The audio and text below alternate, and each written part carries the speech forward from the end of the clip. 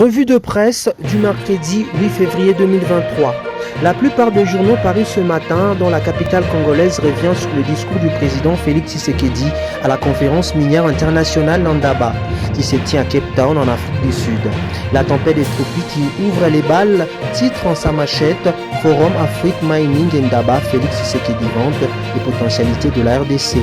Dans cet article, ce quotidien rapporte que le chef de l'État a présenté sa vision de transformation du secteur minier congolais et a soutenu une fois de plus l'idée de promouvoir les possibilités d'exploitation minière dans un climat d'affaires réformé en RDC. Poursuivant son mot de circonstance, note ces tabloïds, Félix Tshisekedi a rassuré que son pays est prêt à mettre en place des accords mutuellement des bénéfices avec tous les partenaires ayant besoin des ressources du pays.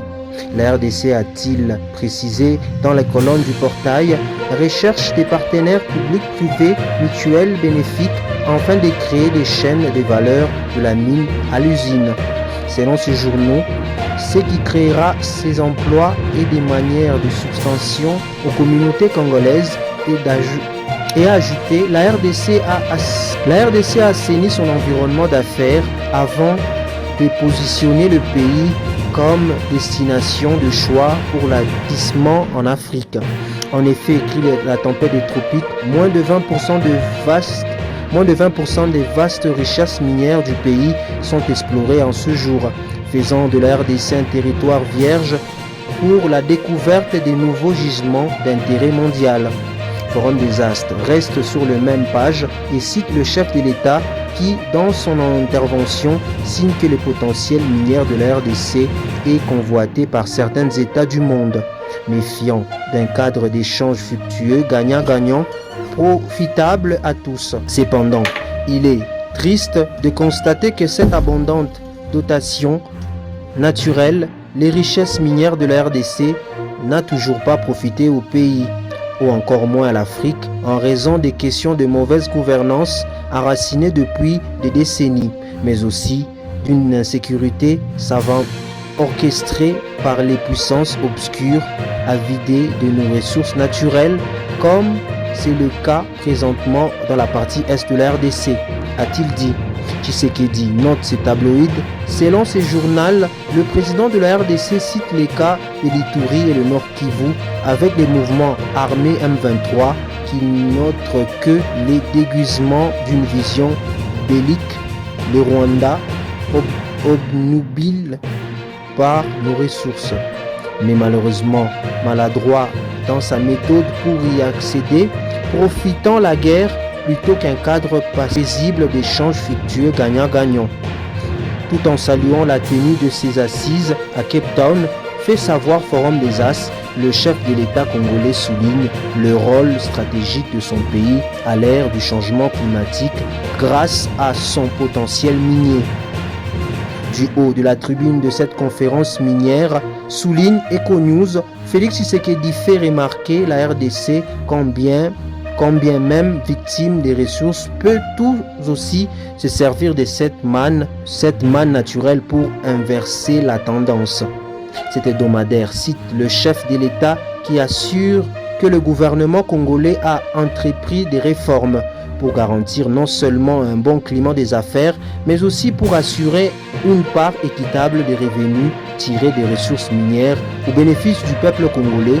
C'est dans une perspective de développement durable. En partenariat avec la Zambie, rappelle ce portail, la RDC a mis en place des usines et des raffinages de cobalt afin de produire des batteries électriques pour les véhicules. Ces tabloïds affirment que la RDC possède les plus grandes réserves de cobalt au monde qui s'évaluent à 3,5 millions de tonnes métriques selon les estimations de la Banque mondiale en 2021, soit près de moitié des réserves mondiales de ce métal. Avec l'Émirat arabe unis, poursuit EcoNews, la RDC a créé des entreprises mixtes pour établir une chaîne de valeur pour l'or artisanal et commencera bientôt à extraire et à fondre les métaux 3T, étain, d'Augustin Tatal, selon les estimations entre 500 000 et 2 millions de creuseurs informels ou mineurs artisanaux au Congo, creuseurs dans les conditions périlleuses. Prospérité est d'avis que le forum minier d'Antaba s'identifie comme une occasion offerte aux 6500 participants, dont 500 entrepreneurs du secteur minier venus du monde entier, les buts des défis et des opportunités auxquelles se conforme l'industrie minière du continent, au moment où elle recherche des moyens de renforcer sa puissance économique dans les concepts de la ruée mondiale pour la sécurité, l'approvisionnement pour une mission énergétique plus vaste. Ces quotidiens regrettent que la RDC scandale géologique, mais ses richesses ne profitent exhaustivement à sa population. En cause, elle demeure extravertie pour carence d'industrie capable de transformer les richesses brutes en sel raffiné. Ceci indique ce quotidien fait qu'elle continue à reposer sur les secteurs exportateurs, les mines et l'agriculture. Les restes dépendance de l'extérieur par la contribution de ces secteurs exportateurs du PIB. Selon ce portail, le produit minier sont restés irrémédiablement la base de l'économie congolaise et constitue la ressource principale de ces secteurs en devises et des financements du pays en matières premières et des biens de première nécessité, ce qui ne devrait pas être le cas pour un pays aussi riche, béni. Des personnalités présentes à ce grand forum d'investissement minier en Afrique, précise Africa News. Le président Tshisekedi a démontré que la RDC constitue une destination de choix qui offre des innombrables opportunités.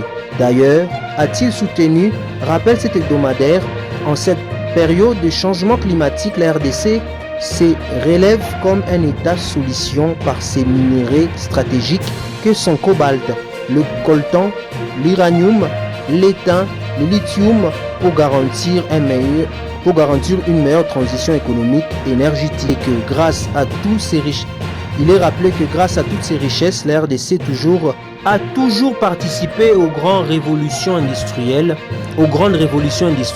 Note ce portail. Cependant, indique Africa News, Félix Tshisekedi affirme être prêt à mettre en place des accords stratégiques avec des partenaires qui ont besoin de ces ressources dans le cadre d'un partenariat gagnant-gagnant. Fin de la revue de presse.